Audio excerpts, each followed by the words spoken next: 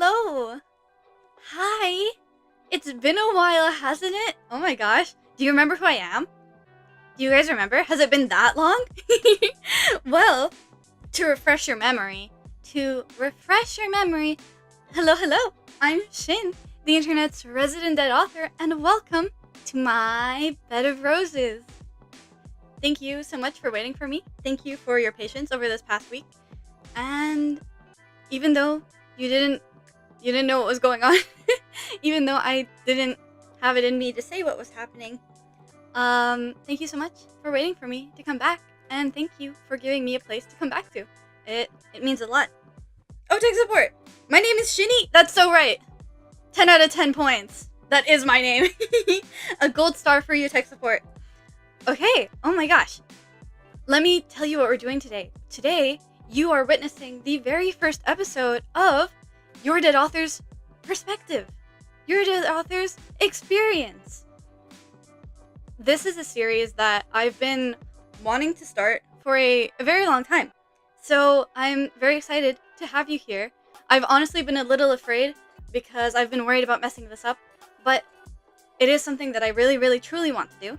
And thank you for being here. Thank you for being a part of it.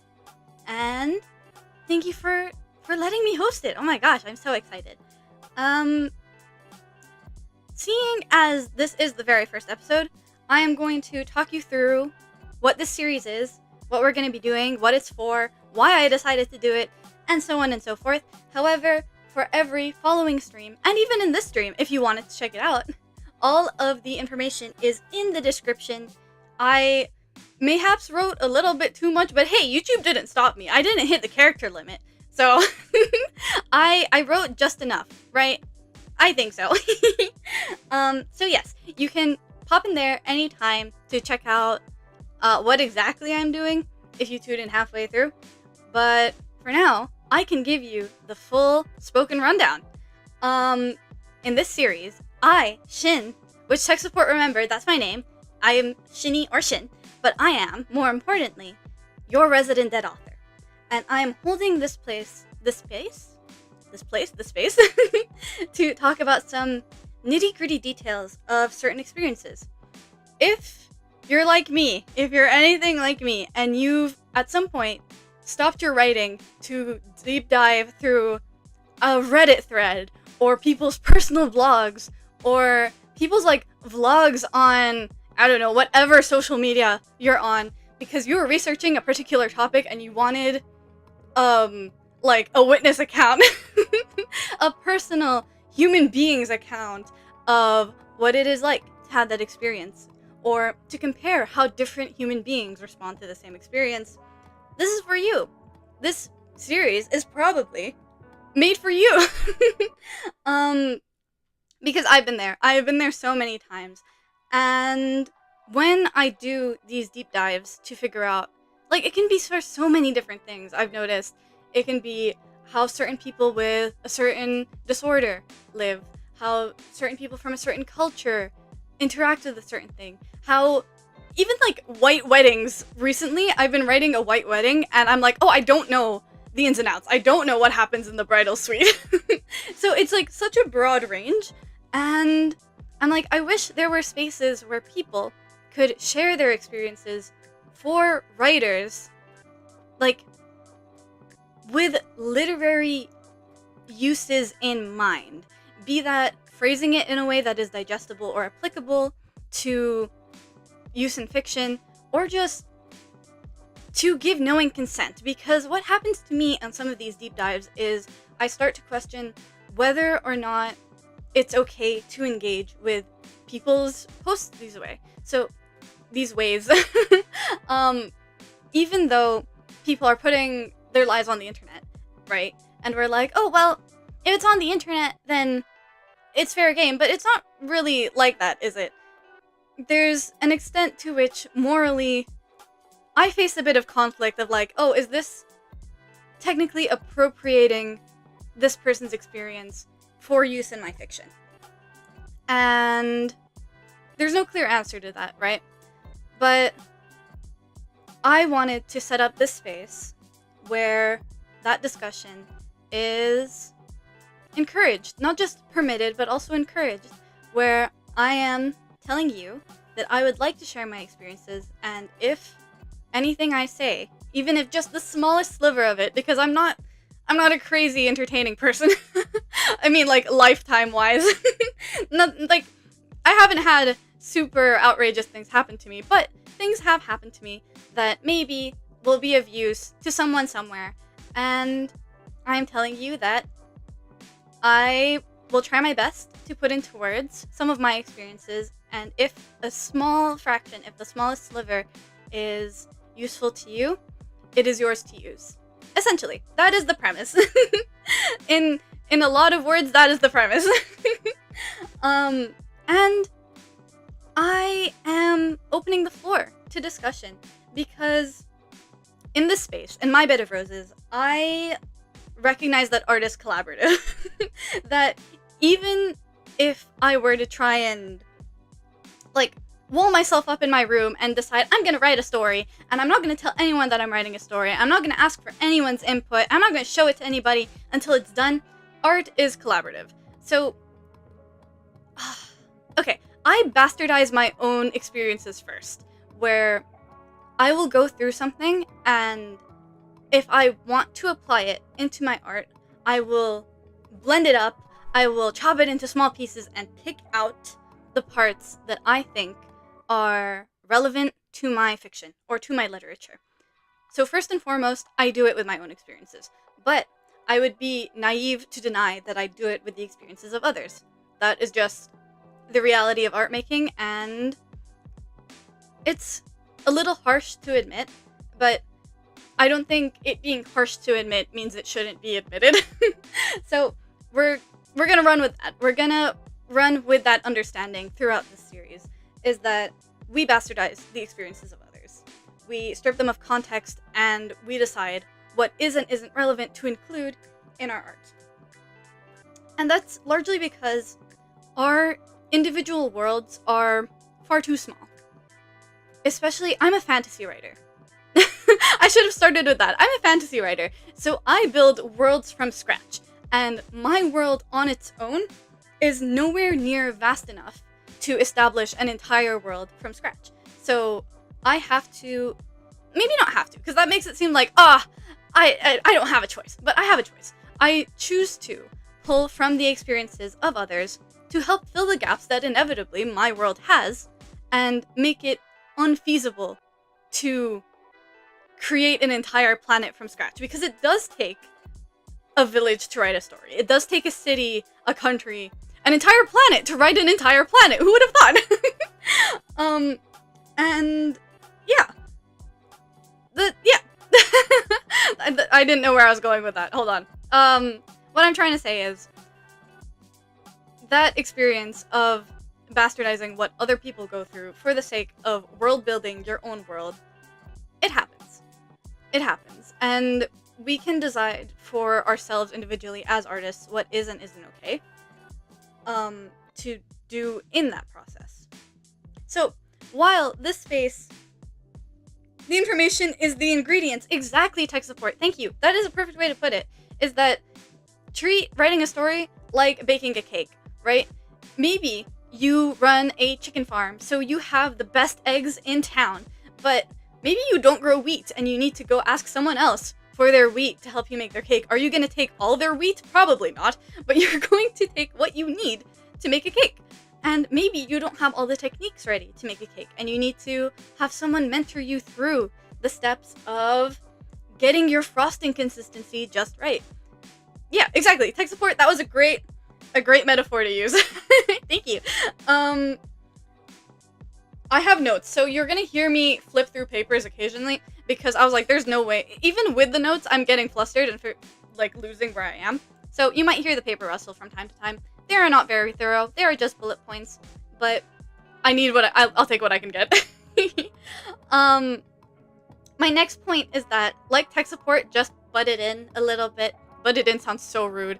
Like how tech support just offered their insight is a much better way of putting that. I would like to encourage you to offer your insight when you would like to. If you would like to share your experiences with this topic, how you've interacted with it in real life, so that maybe we can learn more about these specific experiences, so that we can learn how to represent them better in our art. Because that's the goal of... Sorry, tech support! Didn't mean to butt in. I'm sorry.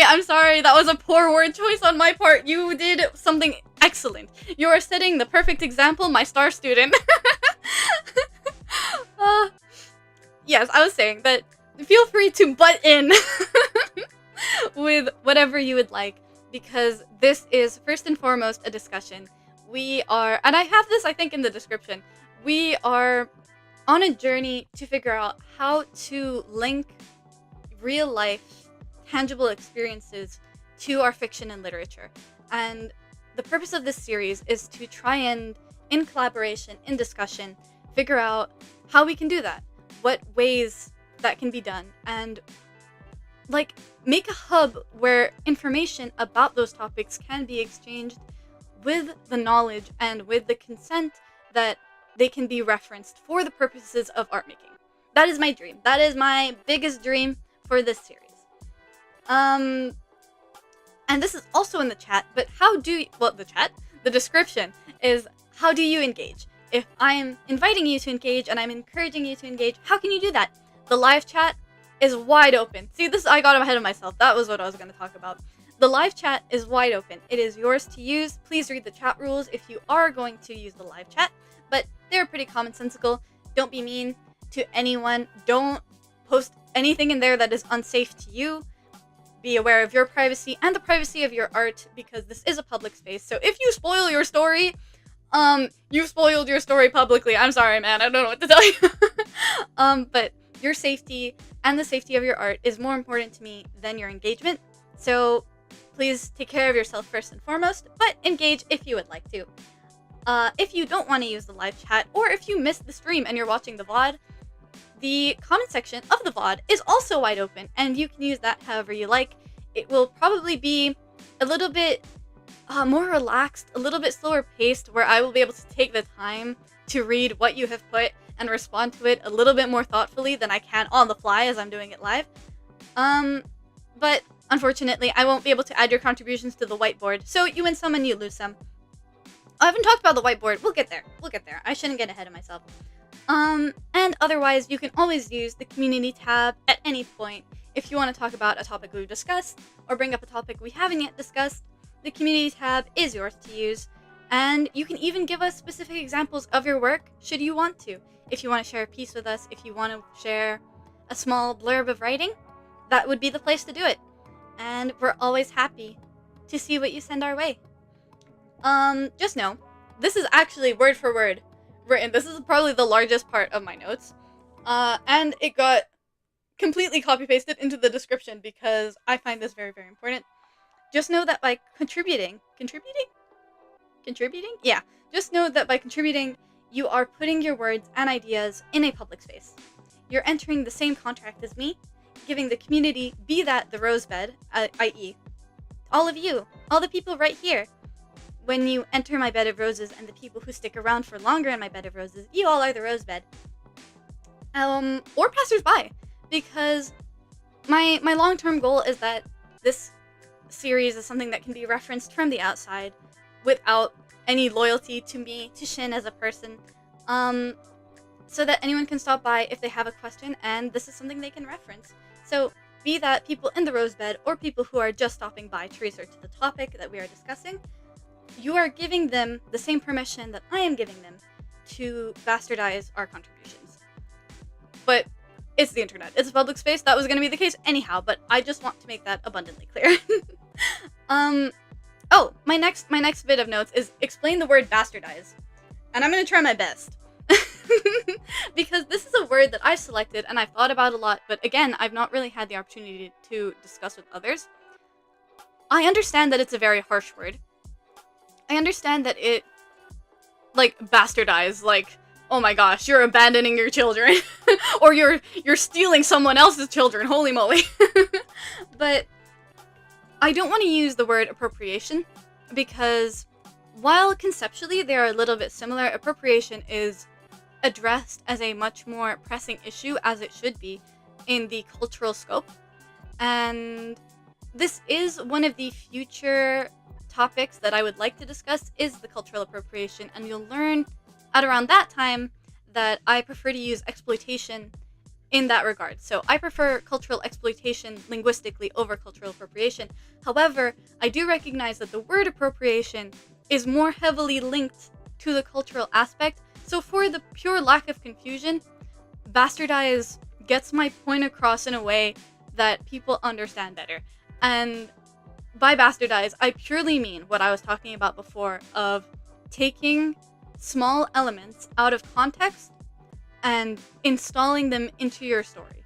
Be that consciously or unconsciously, it is something that I'm not going to say every artist does, but a great deal of artists do. Like, you could possibly avoid it and only bastardize, or even not even bastardize your own work, like your own voice, if you were writing something completely autobiographical, where all of your experiences come with context and all of your words are truly your own. Maybe autobiographically that could work. I'm not gonna deny that it doesn't, but in most other cases, we do it in some way, shape, or form. I know I do. Like, I don't want to talk on your behalf. Okay, a disclaimer, I'm trying my best not to sound preachy, but this is all very, very philosophical stuff to me, and when I'm in philosopher mode, I border on preachy, so please excuse me. I am just trying to get my ideas across, my ideas across in a way that allows people to understand the way I think, and allows people to engage in my experiences and take what they need. That's mostly what it is. It's a take what you need kind of arrangement. The final thing, I am just one guy. This is also in the description. I am one dude on the internet. Even if a topic that I discuss is particularly relevant, even if you want to use everything that I talk about in a video, sure, I don't really care. I am one dude. I should not be the extent of your research. Frankly, if I am not the extent of your research, if you engage for 5 minutes, you stop by the stream for 5 minutes, and it gets you thinking, and you realize, I need to go hop onto this platform and hear from a person of this background, and hear them talk about this particular thing, because what Shin is saying is thought-provoking, but girl, she has no idea what she's talking about, and what she's saying has nothing to do with me. It is probably very likely that you are the target audience for this entire series, because I would love to be a bounce board. I would love to be a step of your journey of art making, but I should not be the full extent of it. And I know that sounds a little bit like, I don't know, egotistical, self-centered to announce, considering that this is a brand new series. Very, very few people are here right now, but I think things that need to be said should be said regardless. I forgot that I had this on my notes. The last thing that I want to say is that this was initially going to be fully scripted, fully edited YouTube long-form videos, but the fact that I started streaming recently and people have been feeling welcome to use the live chat to engage with me made me think that, you know what, maybe this is a live stream kind of project. So here we are, so that you can help me, because I am learning. This is mostly, don't get me wrong, this is mostly for my learning, is because I want to make a space where this way of engaging with the art making process is accepted and encouraged, and I thought, you know what, the rose bed can handle that. Why don't I set up my space to be the space that I'm looking for? And that's why we're here. Okay, I've yapped a lot. I have spent a lot of time introducing the subject to you, so let's get to our very first topic. Our very first topic, I need to rearrange my desk a little bit. Okay. You'll notice there's a whiteboard on the screen, and the whiteboard is just Procreate. It's just Procreate opened up.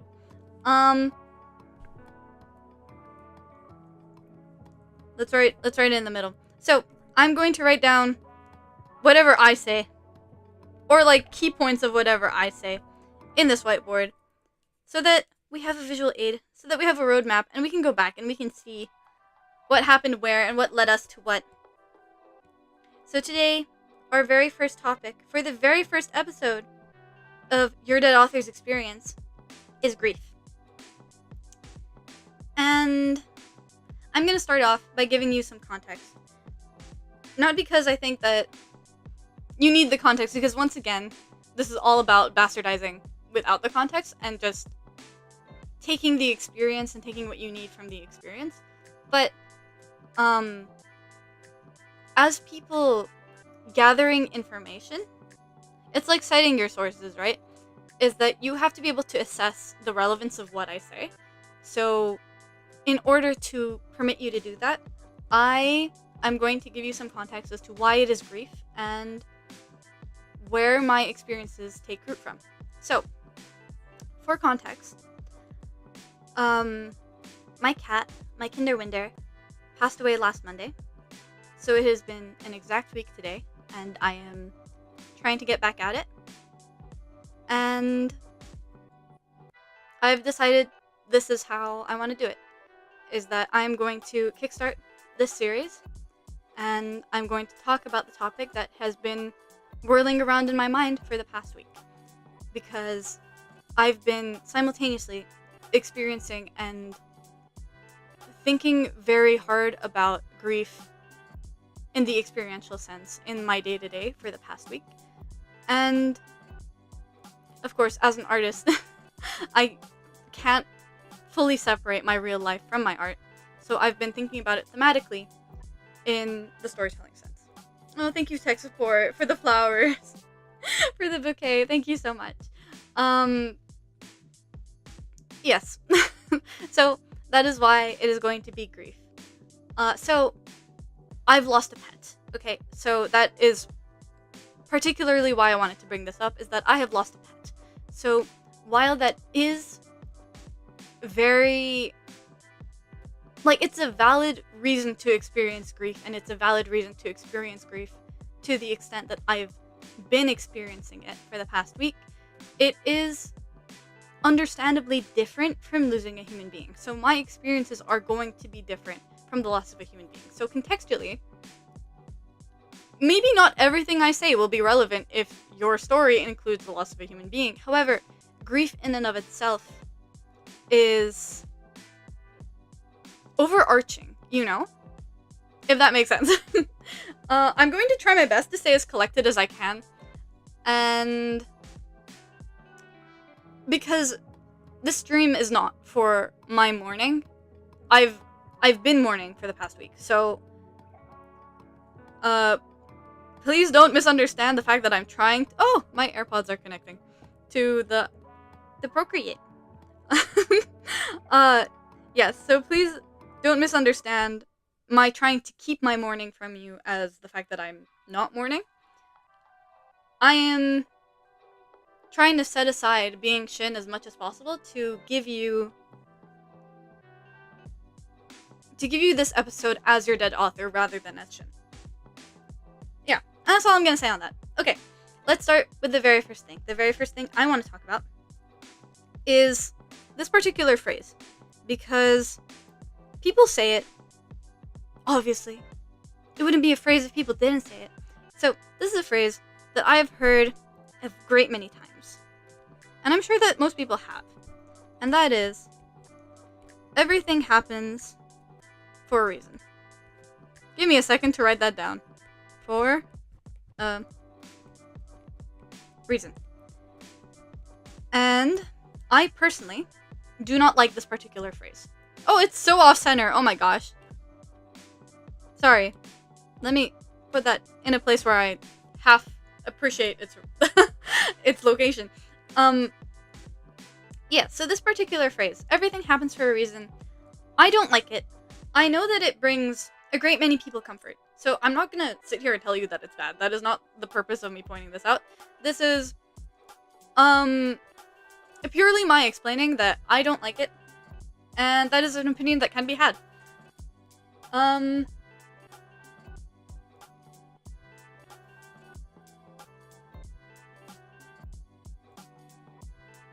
Wow. Wow, that was a long beat of silence. Holy moly, sorry. Stops to collect thoughts and then just dissociates the hell out. Okay. So. How can I... Okay.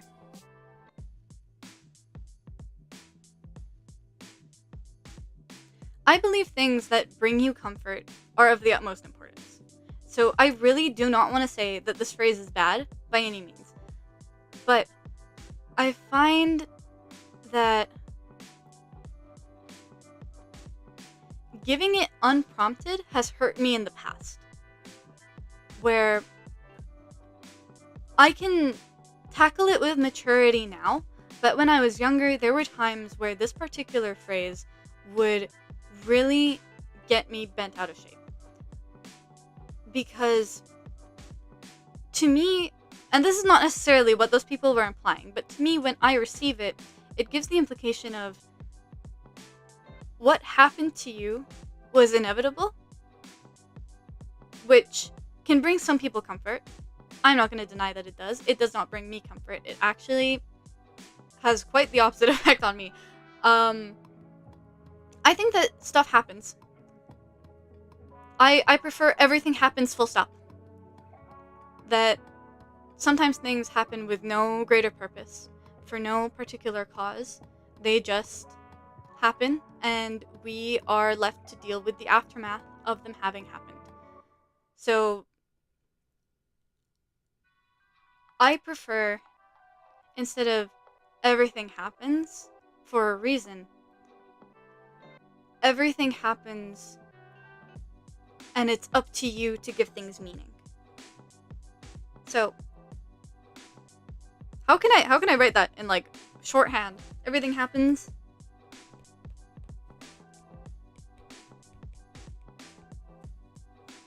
Happens full stop. I think that'll be, we're gonna roadmap it like this. I'm gonna need a larger canvas than this. I'm noticing at the moment, crop and resize. Give me so much more space. I only need one layer. So I don't, give me all the space. What a large canvas we have now. Okay. My AirPods are gonna keep doing that, I fear. I've been using wired earphones this whole time, but I was like, oh, today I'm gonna try and switch it up. Lo and behold, this is my torture. Yeah. So everything happens. We give meaning. Because so much is out of our hands, right? So everything happens for a reason is also they're not contrary to each other. They aren't contrary ways of thinking, because everything happens for a reason is an acknowledgement that it was out of your hands. Right? And that's why it gives closure. I'm gonna write that down, actually.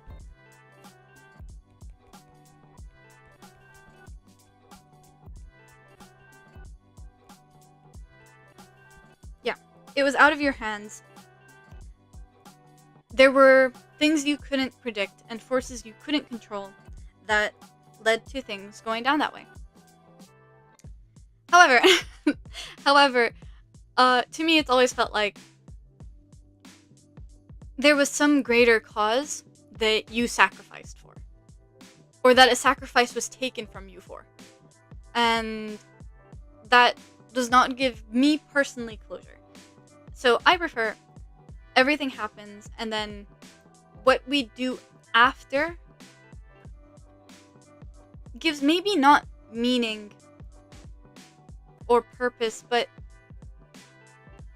there's things to be done when things happen. If that makes sense. I don't know if that quite made sense. It's not your fault. Exactly.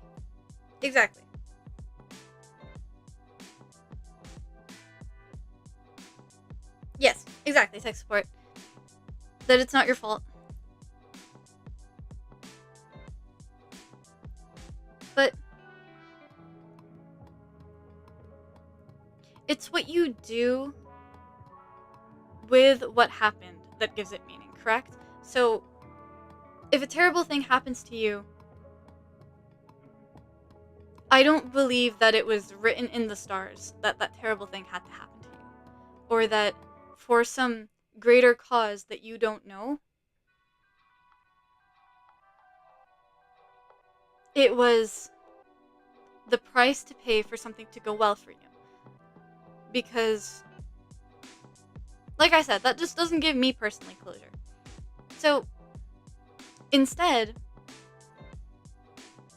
and this is why I'm so drawn to art as a process, is that if you produce a work of art, or whatever that is for you, but for the sake of example, for the sake of explaining this, if you produce art in response to the terrible thing that happened to you, your work holds meaning. So even if the event that sparked it, the event that pushed you, or in a lot of cases forced you to make that art in the way that you did, what you have created holds meaning. And it holds meaning, perhaps for you, maybe it gave you a little bit of closure. Maybe for someone else, seeing it makes them feel heard. That is where the reason is, right? That's where the meaning lies.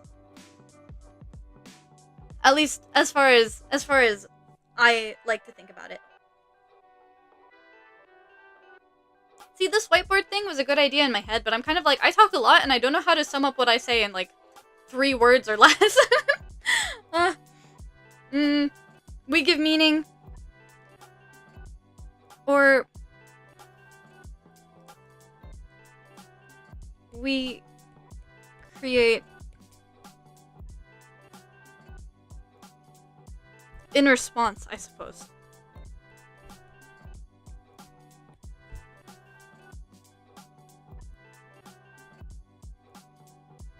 But okay, let's talk about art making as grieving. Because that is something that is very, very close to home for me. Oh. Challenge. How many times will I spell grief or grieving with the I and the E in the wrong place? This is one of those few ones that is really I before E except after C, right? You think that works? Thank you, tech support. Art making is grieving. Yeah, okay, that's exactly what I wanted to write. Okay.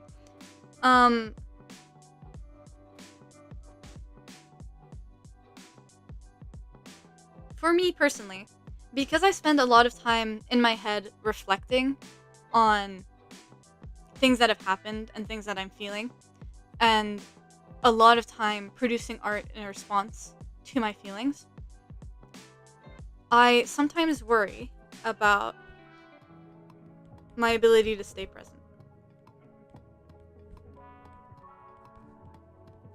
Is that sometimes I worry that my grief takes me more into the world of my art, and that might be avoiding the world that is producing my grief. And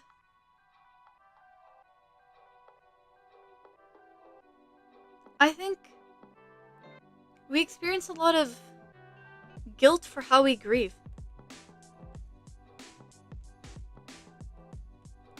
Like, we try to police ourselves and say like, oh, I'm not doing it right.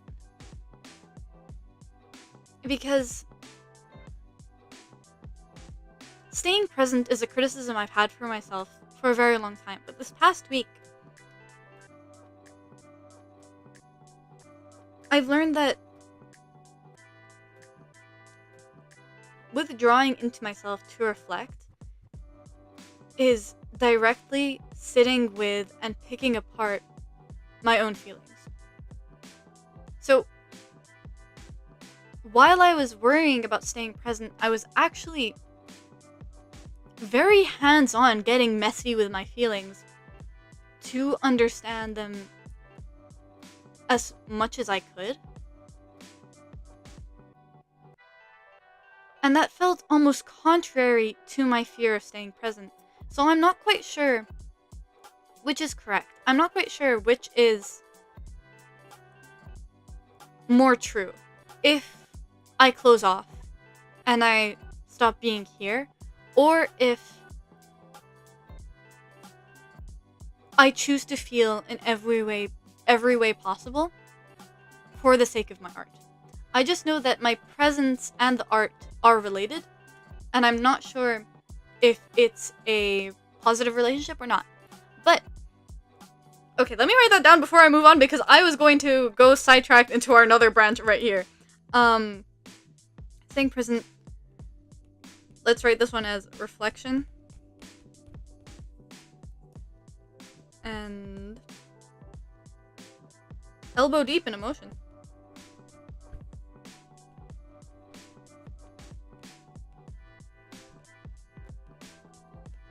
Okay, now back to this branch, because I was gonna do that before I had finished up here. This guilt for how we grieve was a surprising realization for me, that I was, in thinking about this and in questioning this, I was doubting whether or not I was correct with how I was handling my grief. And I felt guilty that maybe I wasn't going about it the way that I should, which is such an absurd thing to police. Like, when I say it out loud, it's like, with any other person, as, like, if they were grieving the way I was, I would not police that in them. But for some reason, in myself, I was so concerned with doing it correctly. That might be good to write down. Doing it correctly. But what does that mean? Like, but what does that look like? What are we actually comparing ourselves to?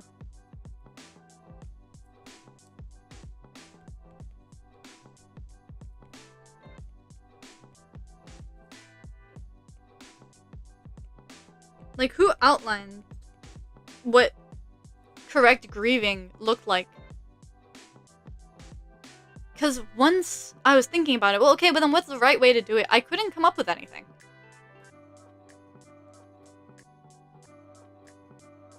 Yeah, unless it was like crying on a bench like they do in Disney. Like, arms folded, head in my folded arms, just like, and is that the correct way to grieve? I'm not sure, but I found myself criticizing myself for not doing it right without an explicit definition of what doing it right was. So that was weird.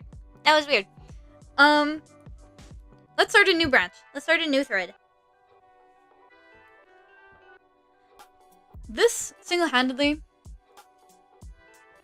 might be the reason why I decided to run this episode, is because I couldn't figure out a way to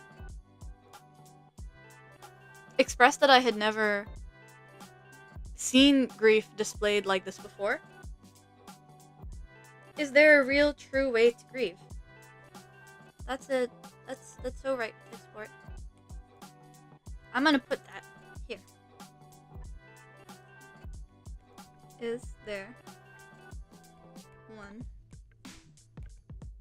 how did you say it? True way to grieve?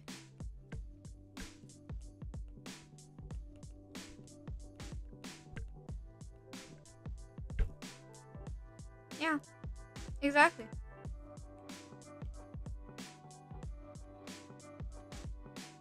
Yeah. Okay. Thank you, Tech Support, for your contribution.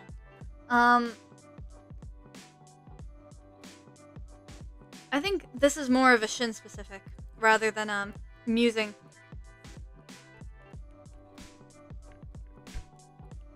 I've seen so many pieces of media describe the moment or the moments following loss as very bleak, very gray. Pathetic fallacy is one of my closest friends. And usually, pathetic fallacy in response to loss and to relay grief.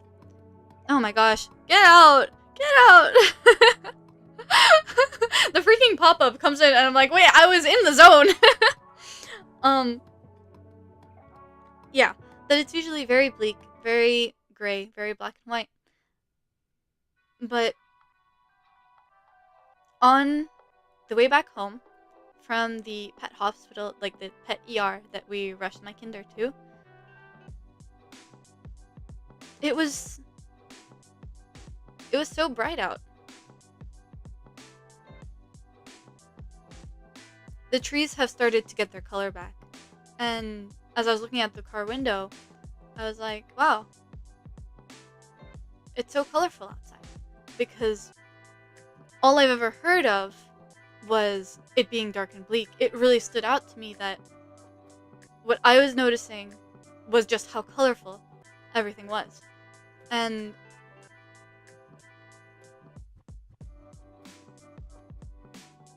I found it hard to resent that. I guess it was vibrant out. Makes that make more sense. So, like, it was vibrant outside of my grief. So even though I felt very bleak and very dry and very gray, the outside world was still the outside world, just as it had been before and despite everything. And it's hard to resent that. I didn't find myself being upset that the rest of the world wasn't bleak alongside with me. And there was a family in the ER with us before we had left who got their little puppy back. And their little puppy came rushing out the doors of the medical wing that my kinder had just passed away in. And he was all smiles and his tail was wagging and he was so happy to see his owners, and his owners wrapped him up in their arms and they took him home. And it was hard to resent that. It was hard to think. Like, I expected myself to be envious. I expected myself to be bitter towards other people who got to take their babies home that day. But I found that it was very difficult to do so. Like, I would have had to force myself to think that way. Because, in truth, what I felt was, oh, thank goodness. Thank goodness, despite everything that's happened today, someone else got to take their baby back home. And that was, I don't know, it was unexpected. It wasn't what I was expecting to feel. Maybe that's another one. Not what you expect to feel.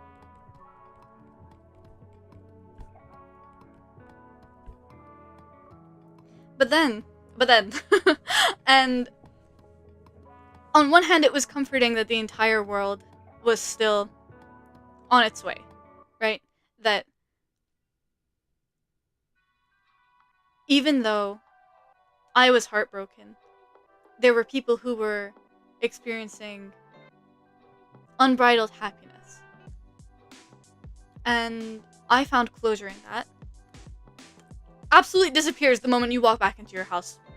Absolutely disappears. Because once you're back, that's when the bleakness hits, because there is life missing from your house. And maybe this is a different branch. Maybe I should branch off here. Your habits don't die. Your habits don't die when you lose the person, or in my case, the pet that you've built them around. So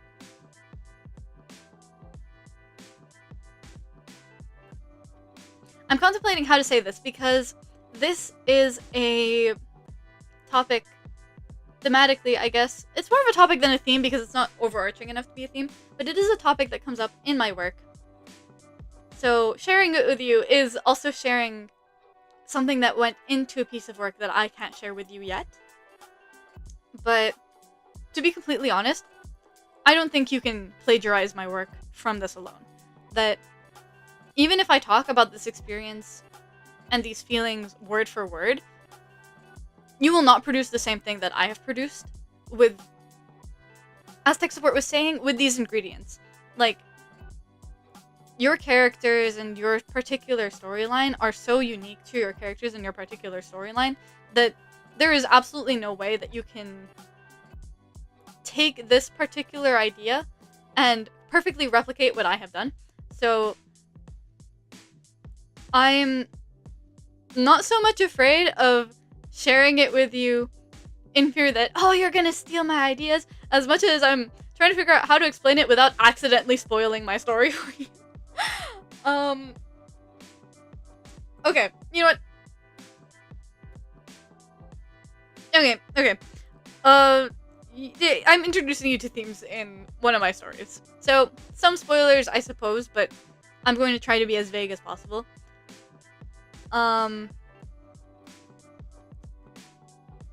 It's hard to come back home and be seeking comfort. And know that you have consistently gotten your comfort from a particular place or a particular person. And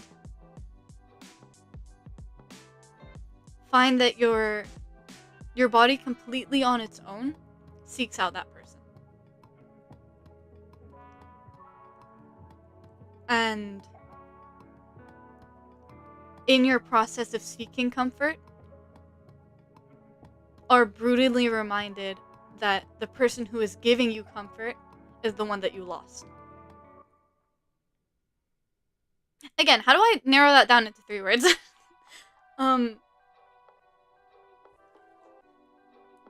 Seeking comfort.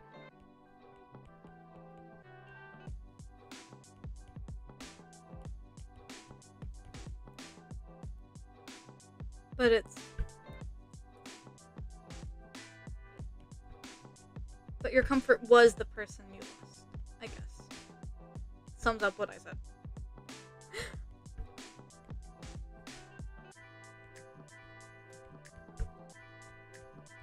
And then it ends up being a wake-up call or like a reality check every time you instinctively go looking for that person. So for me, I've spent years now, whenever I'm feeling down, seeking out my Kindor. And I know where to look for her. Like, if I don't find her in my direct line of sight, I know exactly where she is. And so I found myself walking up to those locations that I knew that she would tuck herself away in. And I couldn't figure out why initially. Like, it took me a second to be like, why do I keep walking back here? Because Kinder had all these little spots. There was not a place in this house that was not hers. And I kept walking up to particular locations, and I'm like, why am I walking over here? Is that I developed the habit of, when I'm sad, this is where I find Kindor.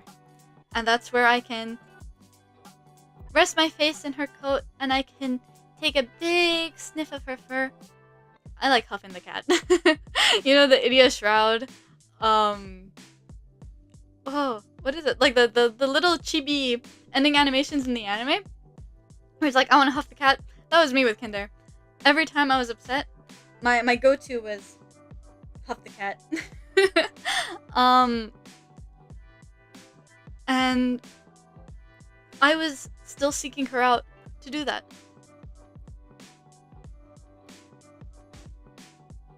Oh yeah, exactly. Thank you, there's a word. Oh my gosh, these godforsaken. Okay, I may never stream with Bluetooth earphones on a Procreate stream ever again. This is good to know, because at least it's not Twisted Wonderland. Okay. What did I say? How did I say it? Comfort was the one you lost, and instinctively seeking them out. / habitually, I guess.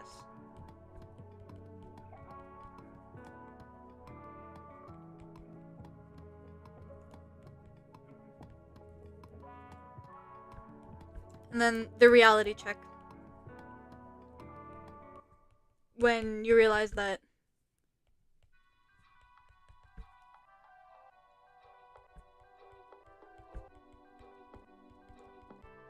they're not there anymore for you to rely on and for you to seek out. Because it's such a strange thing too. Like, you know, like, you are fully aware. Or maybe I shouldn't talk at you. I was fully aware that I was grieving my Kindor. And I distinctly knew that I was grieving my Kindor, and that the reason I was upset was because Kindor had passed away. Yet, for some reason, I was still seeking her out. And it was such a weird discrepancy to be simultaneously fully aware and fully lucid of the fact that you've lost someone who was really, really important to you, and be unable to stop yourself from looking for them so that they can help you feel better. Yeah. It's so wild. Grief is such, at least for me, was such a, or I guess is, it's like it takes place out of the space-time continuum, where I've spent, and this is still the case, like, I haven't recovered in this regard, I'm still looking for Kinder. Like, things will move and I'll swear that I see her. Or, like, I'll catch my shadow on the floor and think that she's following at my heels the way that she always does. And it's so weird to make those slip-ups, because I experienced every moment of her death. I was there for all of it. Nothing happened outside of my knowledge, outside of my line of sight. Yet, even with experiencing it firsthand, I look for her. It's so strange. It's so strange. Tech support says, I lost a pet once, and deep down, I knew he wasn't going to stay alive. Oh, sorry. I dismissed the notification banner instead of reading it. Lost a pet once, deep down, I knew he wasn't going to stay alive due to him being sick, but I had hoped he would get better. When I learned he did die, I felt empty. Oh, tech support. I'm so sorry. Even if this happened, I don't know when this happened, but I'm very sorry for your loss. And I know exactly what you mean. But this is something else that's worth talking about. Thank you, tech support. I'm gonna write this down in the contribution color.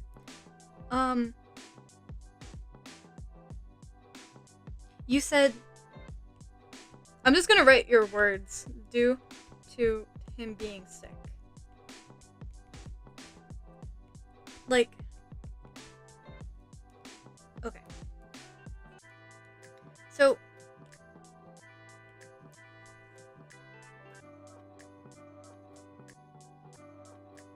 I'm gonna take a sip of water. Hold on. This is one of those things where I'm gonna gear up and I need to. Give me 2 seconds.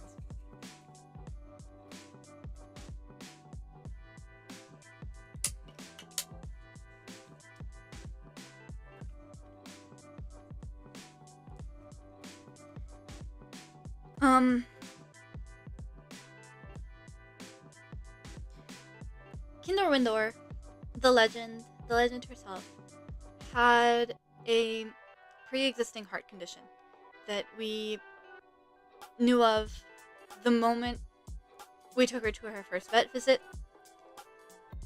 We found out about this heart condition. We'd been monitoring it the entire time that she was with us. Her particular heart condition was a lower a higher intensity variation of one that I have. So, Miss Kinder Windor had a heart murmur, and I'm a preterm baby. This is such a non-important lore drop. I'm a preterm baby, so I have one of those preterm baby heart murmurs, which is not the case for every preterm baby, but it happens on occasion that we end up with heart murmurs. So I have a very, I think, I haven't had it checked out in a while, but last I checked, it was a stable heart murmur that mostly affected me as a child, but I should be grown out of by now, but who's to say? My Kinder Windor had a much more extreme version of the same condition. So, as someone with a heart murmur, and who grew up as an infant child with one, I know quite a bit about it, and quite a bit about living with it, about dealing with it, about the physical limitations and how careful you have to be regarding, in this case, a creature with such a condition. And because Kinder's was a more intense version of mine, I knew from the second we found out what it was and how bad it was that she was going to die from heart failure. And that's exactly what she died of.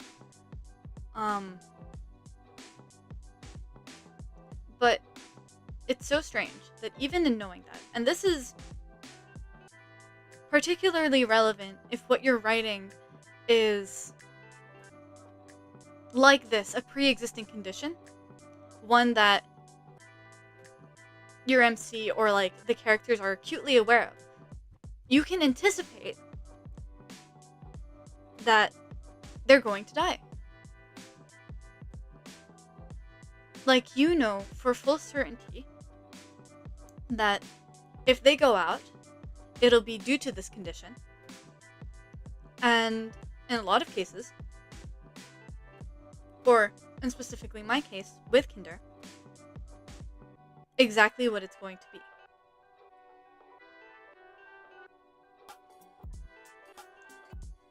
How can I put that?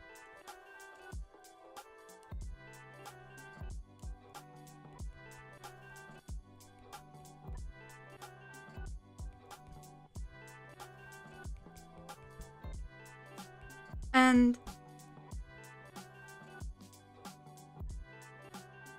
it's not like spoilers for a movie.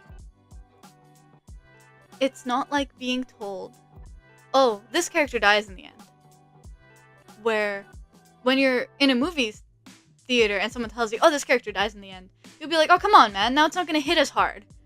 Now I know I'll see it coming, and it's not going to affect me as much. I'm not going to get the whole shock factor of the character death. But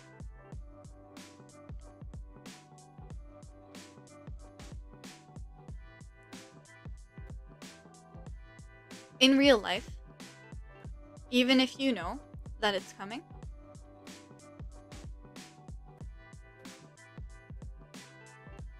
there's an extent to which there's an ideal way that it can happen. So,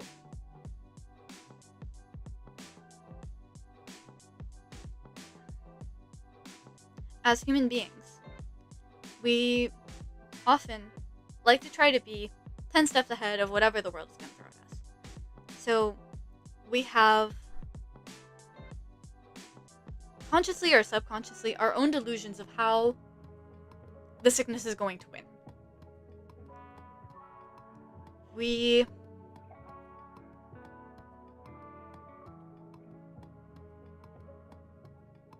dress rehearse how shit is going to hit the fan. and we are often mistaken. So what this can look like is you might have a timeline. In your head, you might produce a timeline for yourself and for the person that you know you're going to lose. That it will happen a certain way, and it'll happen in a way that you can digest. That you will be allocated so and so much time, or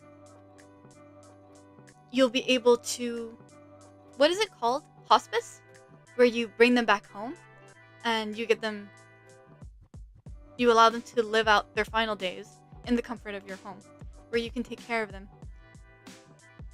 Whatever that is, if your character knows they're going to lose someone and you want to make that loss impactful, even though that character knows it's coming, even though we as readers know it's coming,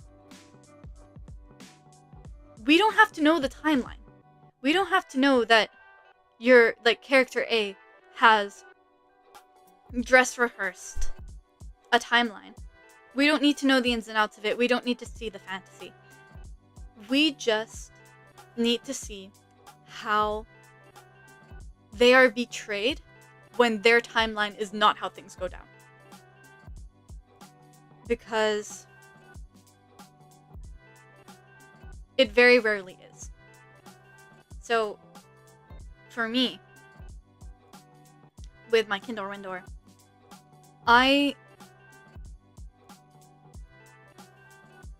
like I said, I knew it would be heart failure because of the nature of her condition. And I was under the impression, this was my fantasy, this was my timeline, I was under the impression that I would have more time with her. And that when it would get to the point of heart failure, I would have more warning. That these signs would have appeared sooner. And I would have had time to take her in to another one of her appointments, because she had quite a few throughout the course of her life. I would be able to take her to another one of her appointments because things were wrong. And they would tell me, oh, she's got 2 months left in her. But that wasn't the case. It happened very, very quickly. And part of dress rehearsing your timeline, and part of me sharing her condition, is I knew all the signs when they were happening. So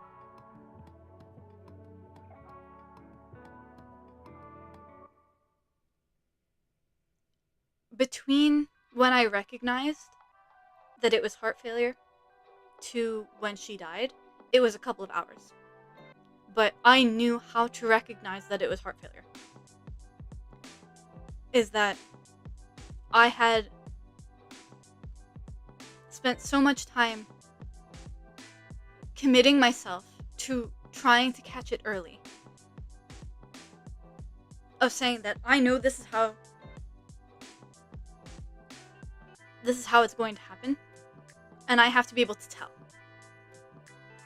Right at the beginning, I have to be able to tell so I can do something. And in reality, time didn't give me that kind of grace. So I was able to tell. I was able to catch it. But the signs were not presented soon enough.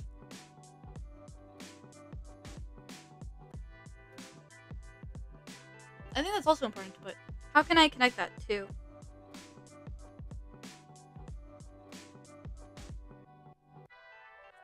I think dress rehearsing is a good phrase here. Oh my gosh. Sorry. I should just ignore the banner when it comes down, but it's making me mad. Rehearse? How do you spell rehearse? Rehearse.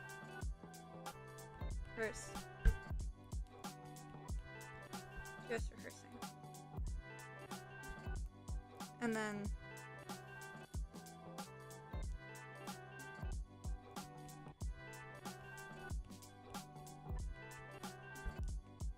knowing the signs.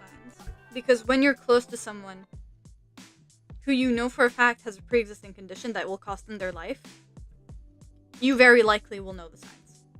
You will spend a lot of time educating yourself on the signs, but even still, it doesn't go down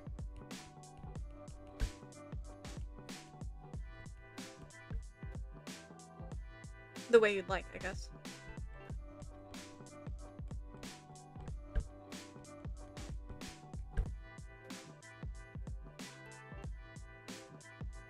Yeah, I think I'm gonna leave that there. This was a a long train of thought, but I think it is one that is maybe a bit more applicable.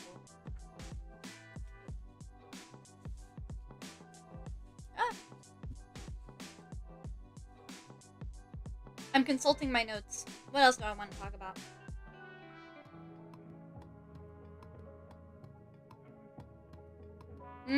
Okay, this one is good. Okay, I'm gonna start this one off as a topical sentence, and then we're gonna take it from there. This is witnessing. Oh, tech support, you said something? Time can be medicine and can be poison. Exactly. And unfortunately, we can't bribe it to be on our side. It'll do what it wants, because yeah,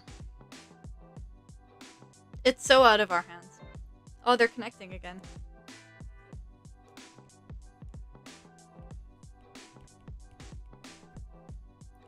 So this subsection is a lot more. Oh wait, I'm using the wrong color. I was just gonna say is a lot more actually literary applicable rather than personal experience. So I'm gonna switch back to the literary applicable color. This is witnessing versus experiencing grief. So, part of the way that I've been assessing my work in this past week is noticing that in the major loss in one of my stories, I'm not going to tell you any more than that because that is way spoilers. In one of the major losses in one of my major stories, I realized that I was uncomfortable in writing the experience of grief. That it was very difficult for me. It was very out of my comfort zone to write the grief of others. So I had been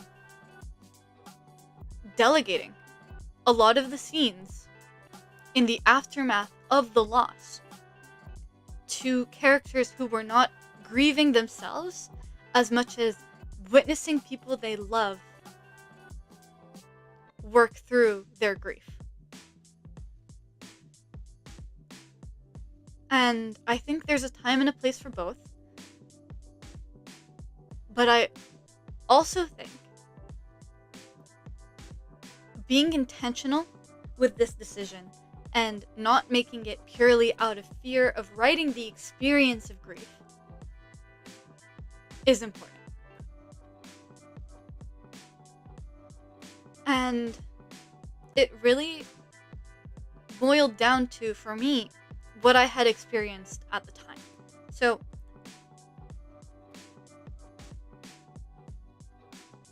I've written a lot of backstory loss, a lot of backstory grief, but there is something very different about something presently and actively happening in your story that forces you to experience the loss with your characters.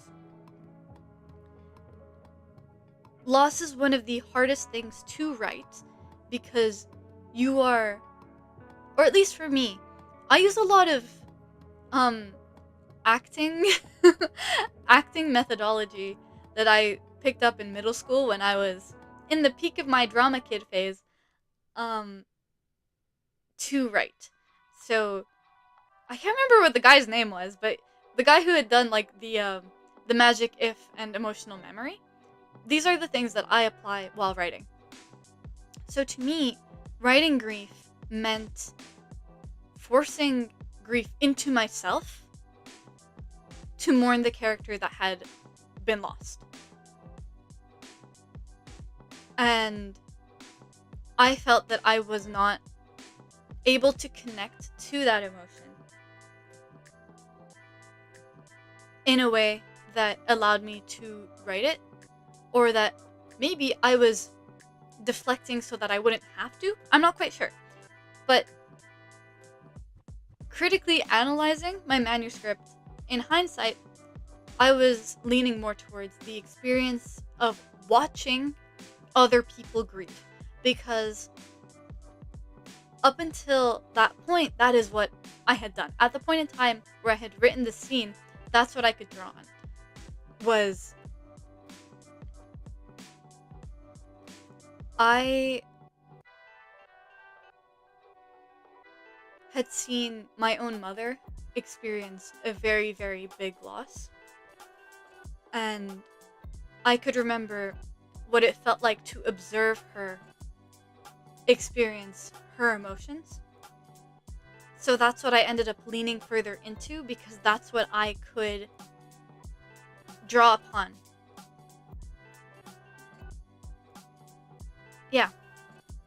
So I think there's a time and a place for both, but it's important to decide whether your POV character is grieving, and if they're not, and if they're witnessing the grief of someone else's, that those look like two very different things.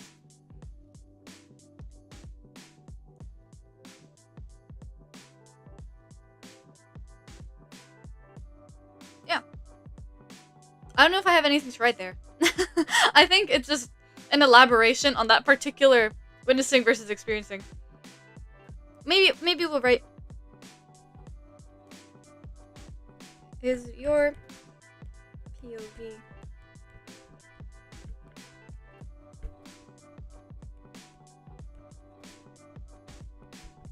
or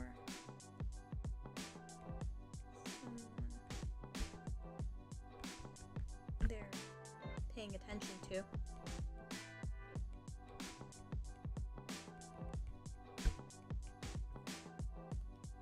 And then, what is the difference? Oops. Getting ahead of myself there.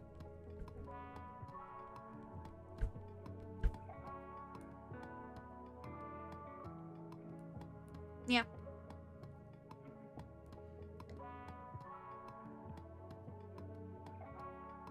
I guess, kind of in relation to this. I don't know if I have space. We're gonna try. In relation to, is your POV character grieving, or someone they're paying attention to, if you have a larger cast, they are probably... I've learned that grief is a strangely communal experience. That it brings a lot of people together to lose someone in common.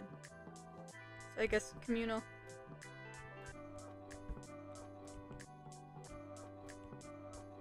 Think whoa, what am I thinking of? Rent. Like Rent. Spoilers. Spoilers for Rent the musical. When Angel dies, how the entire cast gets strung back together for the purpose of attending Angel's funeral and trying their best to play nice, because their grief is unifying in that way. But ultimately, the fight breaks out regardless. But that sense of, in Rent, it's physically bringing people together, but it could very well be emotionally bringing people together in the very same manner. Is that loss forces, or not even necessarily has to, but it could force people to come back to one another. So it can be, yeah. Loss can be unifying.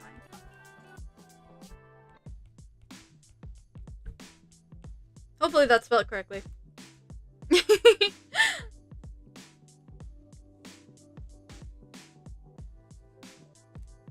What else do I want to talk about? Let's consult the stack of papers. Ah, okay. See, it's a good thing I wrote notes for myself because I'm like, hey, that's a good idea. This might be our last one. How long have we been going for?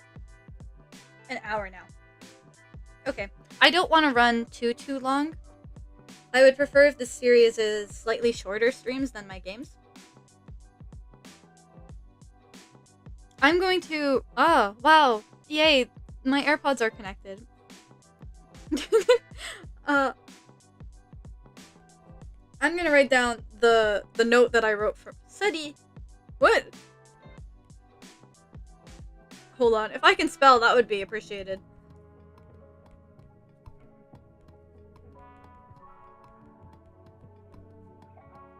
Is that how you spell superstitious? Yeah, okay. So this is the bullet point that I have written for myself. Just reads, suddenly superstitious. Which is, I think we're gonna do the experience first. The experience color first. So, I didn't grow up in an explicitly religious family. I have my own ideas of spirituality. Well, like, I say as if they're unique. I have ideas of spirituality. And beliefs in the afterlife. In certain ways, shapes, and forms. That I'm not going to get into because they're not particularly relevant. But, generally speaking, I'm not a religious person. However, it's so fascinating to see how all of a sudden, when you experience loss, you're more inclined to want to believe in certain things. I'm gonna take a sip of water. Give me 2 seconds.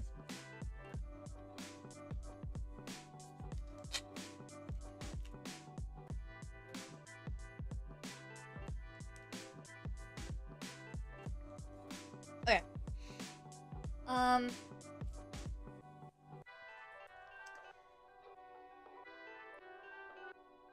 Because all of a sudden, when I'm gonna speak generally, but understand that I'm not actually saying that this is true for everyone. When you lose someone, all of a sudden, heaven exists. Even if not in your core beliefs, it starts to exist in your speech. Or in the speech of others, and you become willing to accept it. Again, I'm not saying this is a general experience. I'm not saying that every person will feel this way, or every person will react this way. It's just...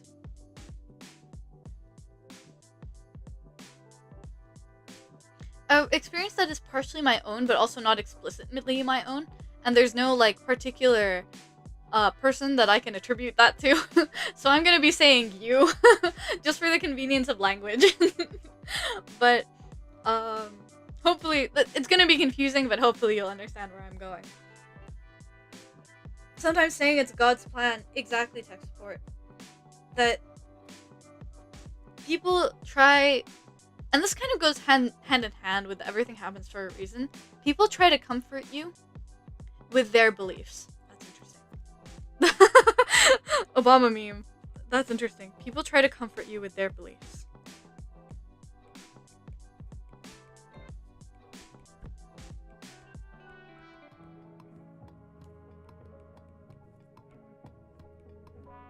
Ah. I didn't leave enough space for this.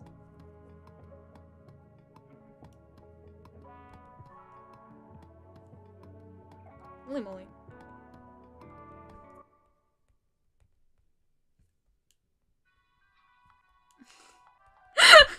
We're gonna have to end stream soon because I can no longer write. So everything happens for a reason. I want to include what tech support said. God's plan.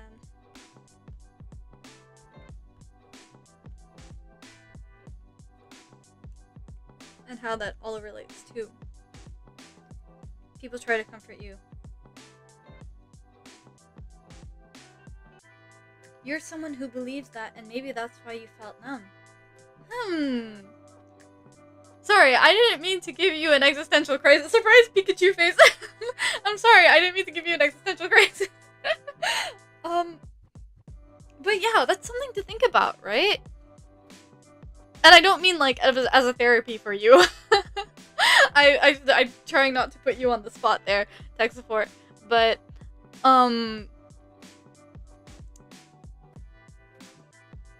it's like, I can see how it would bring comfort, right? That something that sees more of the playing field than you makes choices that you can't see the outcome of, but we have faith has our best interests at heart, right? And that's where everything happens for a reason and God's plan are rooted in, or like it was God's plan, are rooted in, is that I can't make sense of this, but hopefully something much larger than me does, and is acting in my best interest. And we try to find comfort in that. And I found that for me, and this is going to be an experience color, is that while grieving,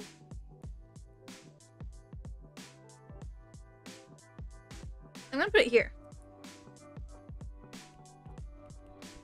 While grieving, you might be more inclined to believe them.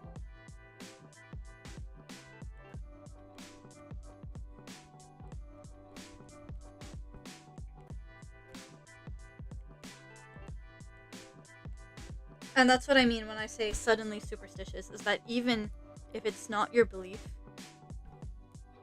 there's something about grief that you're like, I'll take anything. Again, you not meaning you specifically or everyone under the sun. You meaning a strange entity that I can't quite name because it's not quite myself, but it is like a neighboring experience to my experience. Tech support says, to be honest, it felt like you can cry and grieve, but sometimes it feels like you have to move on quickly rather than taking your time. Yeah.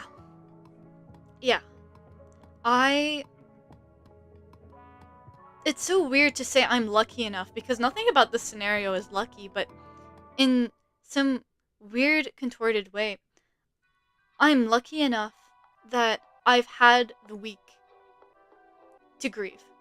That I've had a week to mourn because I'm just out of uni. So my time commitments for this week in particular were not super strict. Like, I had things to show up for, I had places to be, I had deliverables to fulfill, but generally speaking, I had time. But there are people in my household who have more standard work hours, and when they're attending their standard work hours, have to completely set aside the fact that they're grieving to get through the day. And so they were far more rushed to not let their grief present outwardly. And those people in my household had a very hard time coming back inside.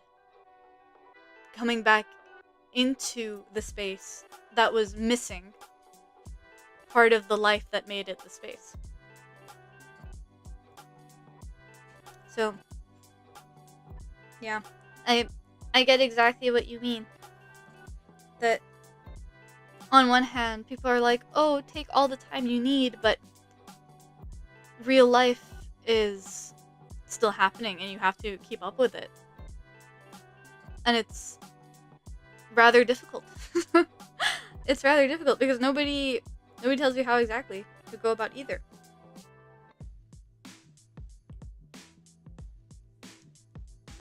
What were we doing here? While grieving, more inclination to believe them.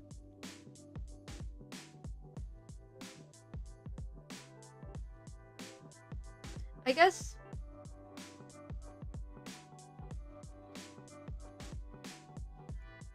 I mentioned that I also have my share of beliefs in death and the afterlife. So we'll go here. Pre-existing beliefs.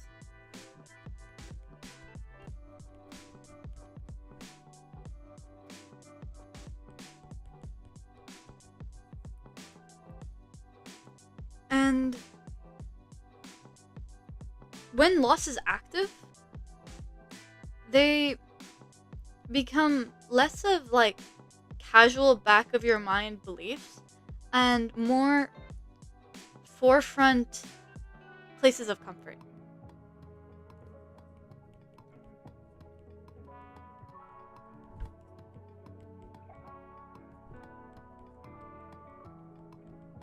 And there is a lot more reliance on pre-existing beliefs.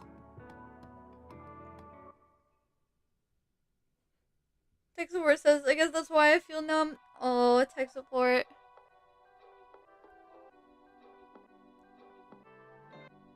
It's so rough. And this is just speculation. But for you, if you're processing a loss that maybe happened some time ago, and others have made it seem like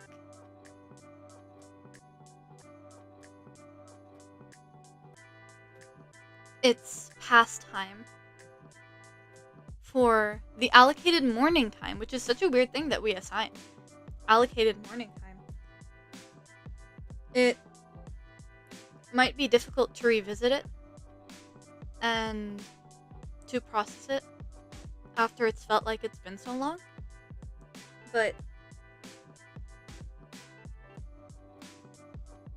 I think that tech support, every time I look at our chat, I get like stuck staring at Surprise Pikachu.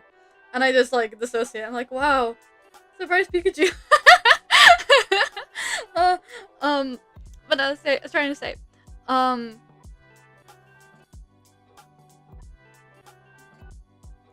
wonder if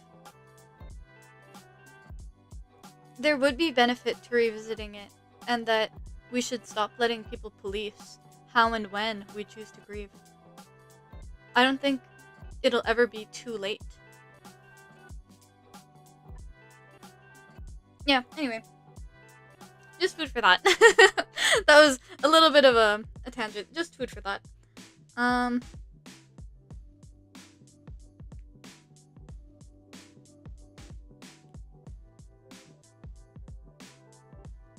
I guess also in terms of suddenly superstitious.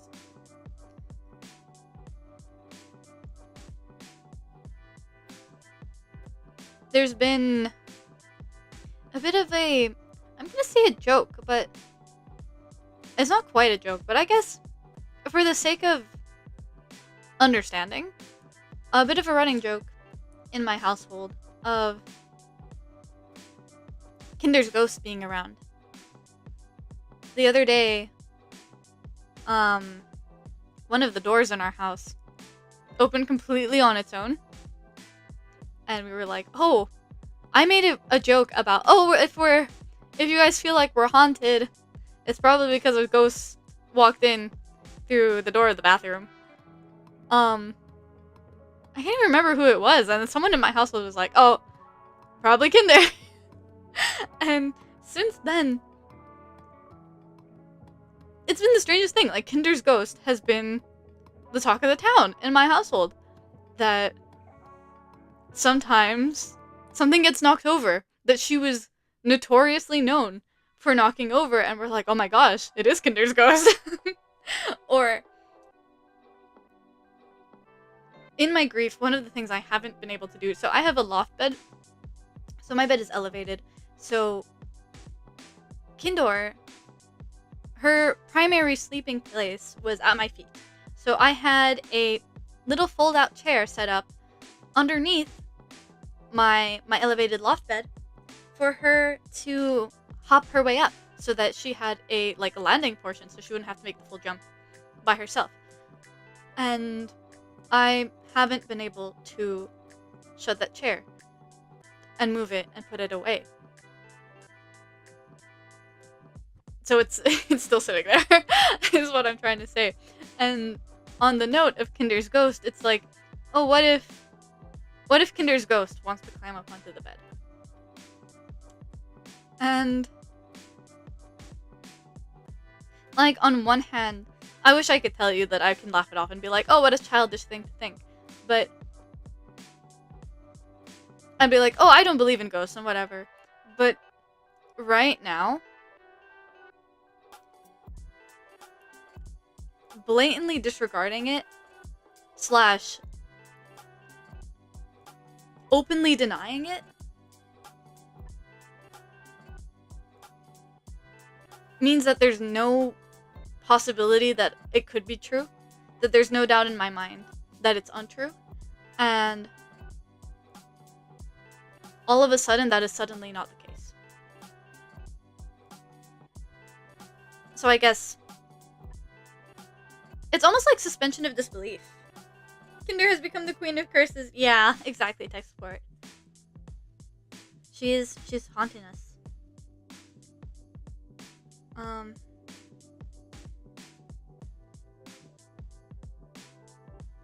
So I guess inability to disregard.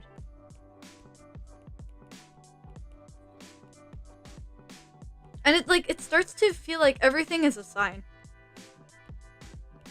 And I'm not, as you can probably assume from my everything happens for a reason beef, I'm not the kind of person who thinks that everything and anything is a sign. But today, as I was setting up stream, I found one of her whiskers lodged into the shirt that I had put on. And this shirt is one that had been in the laundry hamper before she passed away and only just came out of my closet. So there was no time for her to have interacted with it. And I found a whisker lodged into the fabric. And perhaps logically, I had rearranged my bed. I had moved some of the cushions around in my bed. So very likely the whisker had been on a cushion that I moved and it got lodged onto my shirt. But I knew that I was talking about this on stream, and all of a sudden it becomes that whisker was there on purpose. That it's a sign. And it's maybe a good luck charm for this stream in particular. And even if I wouldn't believe that on any other day, all of a sudden it becomes difficult to deny. Yeah, I think that's all I have to say on that.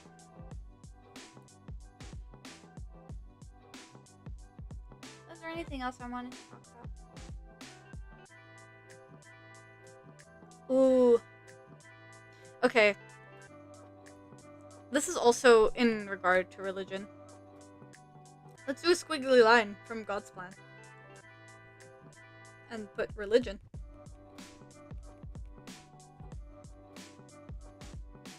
She's still with you? Thank you, tech support. In little ways. In little ways.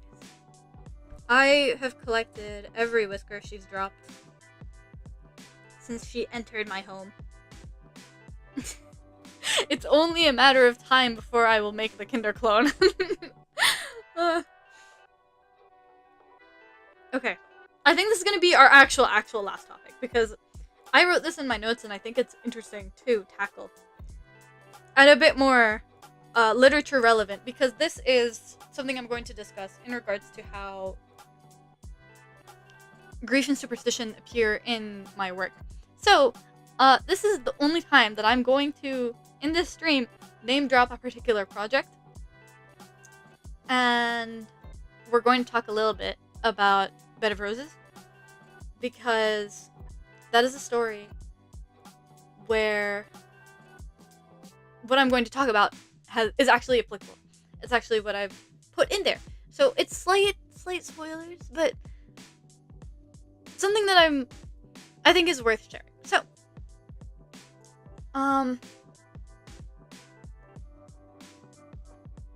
it's not even particularly correlated to death. It's just correlated to using religion as comfort. And once again, because context is important, I am not religious. I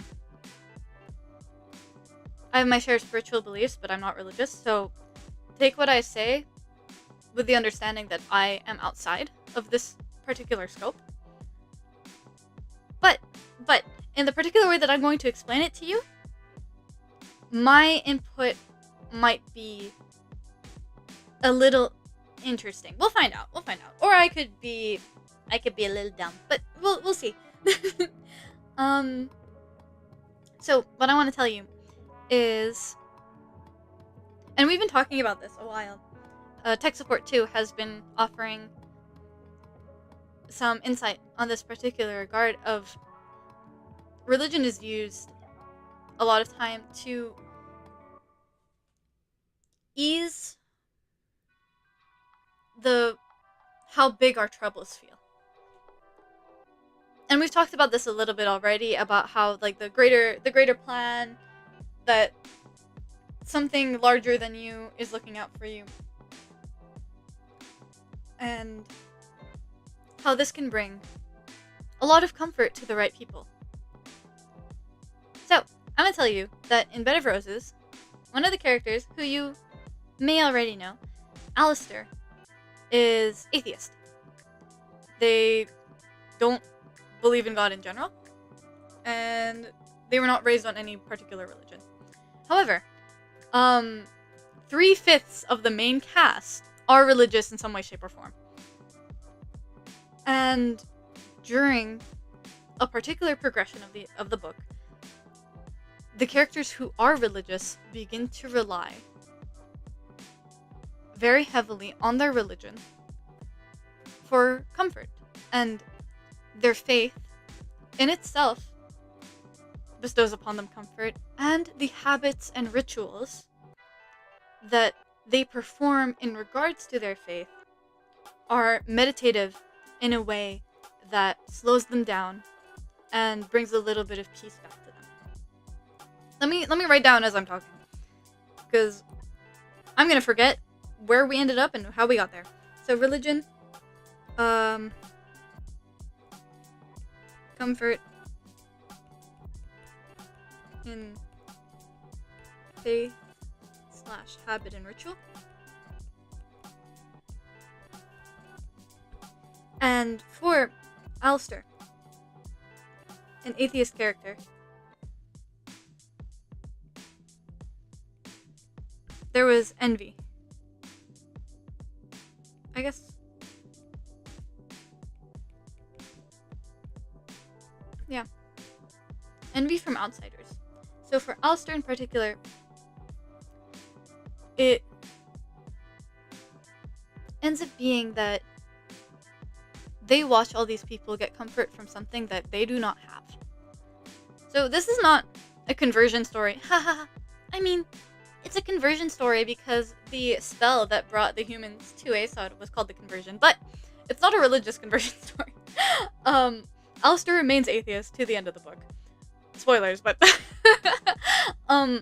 that doesn't stop them from acknowledging that their friends get comfort in a way that they are not a part of, that they don't have these beliefs, and so they can't take comfort in those beliefs, nor are they a part of the rituals and the meditative structures that brings calm to their friends. And there's a particular scene where Orion is praying to Hestia, the god he worships, for guidance on what to do in a very, very rough spot. And Alistair bears witness to this, and Alistair is left to confront that their lack of faith means that they can't get comfort in this regard. Not that it's necessary to have faith and have that kind of comfort, but ultimately, there are people who get comfort in ways that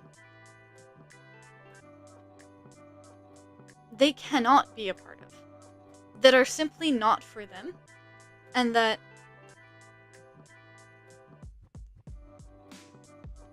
it leaves them feeling a little left out. And it's a little messy. And it's not even a desire to be part of that faith, it's just the fact that they have to confront it is uncomfortable. Maybe that's better. Maybe rather than envy.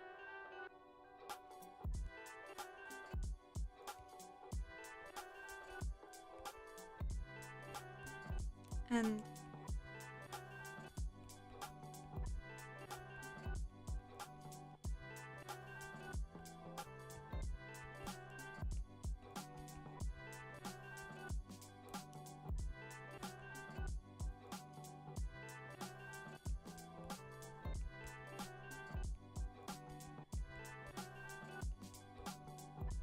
left out in a way, exactly.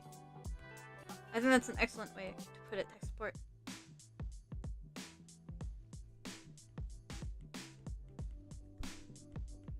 That faith is a part of grieving, not necessarily a necessary part of grieving, depending on who you are. Like for Alistair, praying is not a necessary part of grieving. However, the fact that others are grieving together, communally, by praying, and that is not a space for them, is hard, because even though grief is communal, the way in which you do it is like sub-communal, if that makes sense. So, yeah, I think left out is a perfect way to put it, tech support. Is there anything else I want to say? I'm kind of running out of space, so... Oh my gosh, isn't that so satisfying? We ended up with a full mind map. Wow. I don't know if any of this makes sense, but I just like that we can look at it. And see, this is what I'm saying. This is kind of what I'm saying about making your own meaning. To me, this episode and hosting this and coming here and talking, this is part of my assigning meaning, right? This is a way that I've chosen to do something with the cards that were, I'm gonna say, unfairly handed to me, and unfairly handed most of all to Kindor.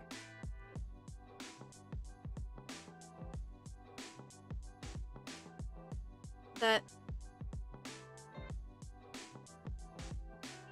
this is, and this series in general, is my attempt at producing something out of the experiences that I, generally speaking, had little to no say in. But some of them might be ones that I've had say in. I'm not gonna say that all of them are gonna be depressing. I do want to do a lot more lighthearted ones. Indeed, it is beautiful. Thank you, tech support.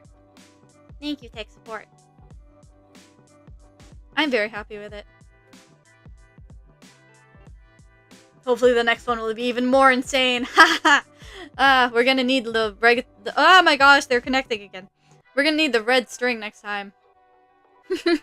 Okay, I think we can leave it here.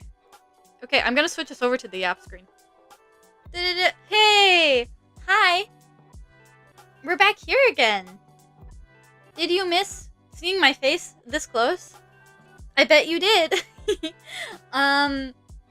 Yeah, I think that's all for today. Thank you for joining. Thank you for joining the very first episode of Your Dead Author's experience. Oh my gosh. We made it through. If there's anything you think of later on, in regards to anything we talked about, you learned a lot today. I'm glad, tech support. What was I saying? Where was I? I need to stop reading other things as I'm talking because I end up dropping them halfway through. I was saying, if you think of anything later that you want to share with us, or if you watch the VOD and something sparks an idea in you and you want to reopen the discussion, I'm always here. I don't go anywhere. You're in my bed of roses and I never leave this place.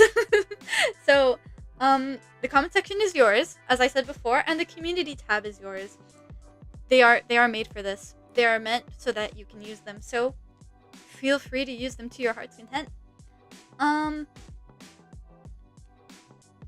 Yeah. And this really truly is what I want to do with my platform. This has been what I wanted to do for a very long time. And I've just been really scared of starting. So now I've started. So the rest, after the stream ends, the ball is in your park, however you would like to use it. Or if you don't want to use it, that's okay too. But you're always welcome to dig around in the bed of roses and find these topics. And if they mean anything to you, and if there's any way in which you want to respond to them, yeah, you can. You always can. Is what I'm trying to say. Yeah. Okay. That's all. We'll be back to regular programming tomorrow. I think tomorrow we're gonna do Tomodachi Life because it has genuinely been an entire week since I've opened the game and I don't know what has happened in Outside Island in my absence. So maybe tomorrow it'll be Tomodachi Life, but stay tuned. I will be letting you know before the end of the day today when we will be streaming and what we will be doing, but I am leaning very heavily towards Tomodachi Life. Yeah. Thank you for being here.